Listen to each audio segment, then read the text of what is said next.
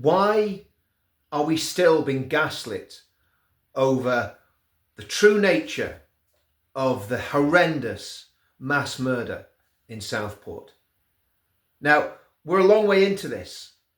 We're, 6 months since the attack took place? Hundreds of people have gone to prison. People's lives have been completely turned upside down. Those poor families that have been grieving have been silenced, by all accounts, by the state. Why has this happened? And how can Starmer and his cronies get away with this? They put people in prison for telling the truth about these attacks. So let's rewind back and see what we actually know. These are the things that we know for sure, and then I'm going to talk about the rumours. We know for sure that this lunatic, this evil, vile monster had been reported to prevent 3 times. Why prevent? Prevent's aim is to stop people who are in danger of becoming either far-right terrorists or Islamic terrorists. Now, which was he? Was he far-right? Very, very highly unlikely. Was he an Islamic terrorist?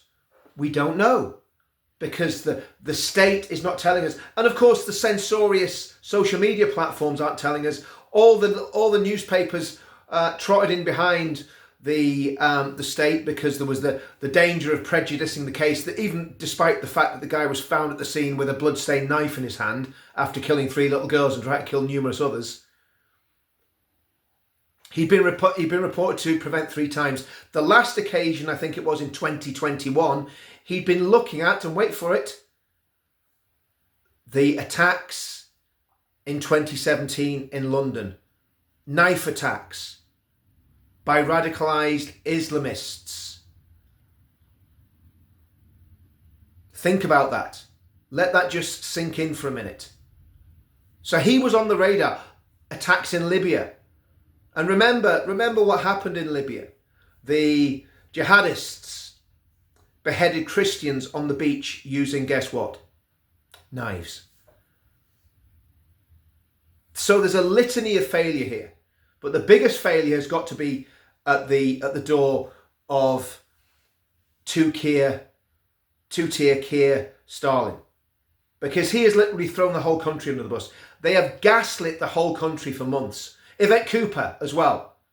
Now, obviously, the man who's to blame for the murders is solely this ridiculous-looking man from Wales. This ridiculous Welsh man with Christian parents. Now, I want to say something about his Christian parents. I don't know anything about them. And they could be genuinely good Christian people. Many, many people from Africa are ardent, devout Christians. But there's a pattern here. Michael Adebolajo, the murder of Lee Rigby, who, funnily enough, is also a terrorist. Also inspired by his take on Islam. Along with the 60,000 other terror attacks, I think it is, that's happened since 9/11. I could be wrong on that. Fact check me on that one. But there's been tens of thousands of murderous terrorist attacks since 9/11. Carried out in the name of Islam. But when it happens in the UK, there's always another reason.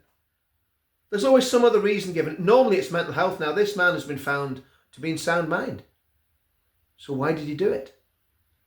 So let's look at the facts. We know that he'd been reported to prevent for looking at the attacks in 2017, for looking at what was going on in Libya. We also now know that they found an Al-Qaeda manual in his house, and he was charged with a terror offence over that. We also know that he'd made ricin.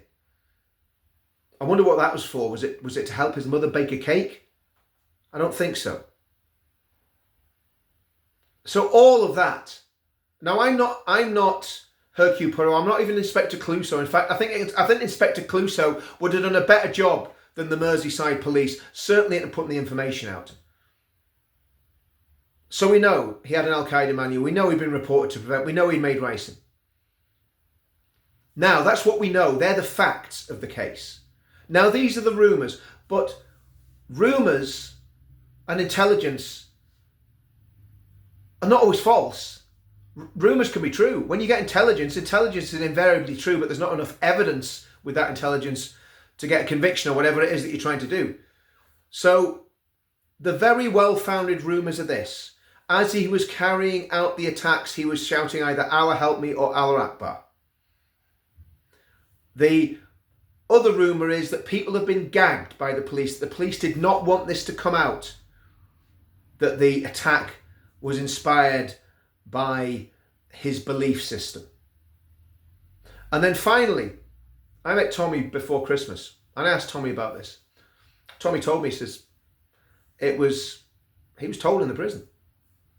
He was told that this monster was going to the mosque. He was told that. And then there was one more piece of the jigsaw. Before I said anything about this, it's always good to have 2 or 3 sources. I was told by another source from within Belmarsh that yes, this man was going to the mosque. I'm not going to say anything about that source. I'm not going to say who he is or what he does, but a source within Belmarsh told me that Axel is going to the mosque. So what more evidence do we need? What more evidence do we need? Is everybody lying? Or all the parents of Southport lying that have got in touch with every single newspaper up and down the country? Is Tommy lying about what happened when he was in Belmarsh and what he heard when he was in Belmarsh? Is this source from Belmarsh? And I'm not saying whether he's an inmate or whether he's working in the prison. Is everybody lying? Somebody's lying. Somebody's hiding the truth. But the truth of the matter is this: the truth always comes out.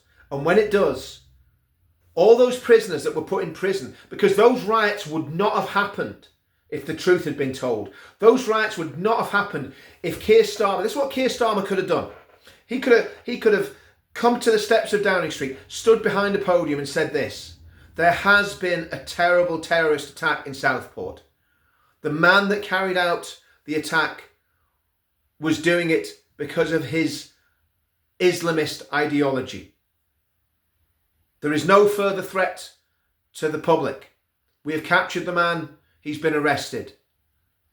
And then appeal for calm and ask people to come together and mourn together. That's what he could have done, but he didn't do that. He didn't do that. He straight away gaslit the public and went off on his rant that the far right was to blame for everything and that these rumours weren't true. Well, guess what? It was all true. It was all true. And we were lied to and we were gaslit. And this government needs to be held to account for what it's done.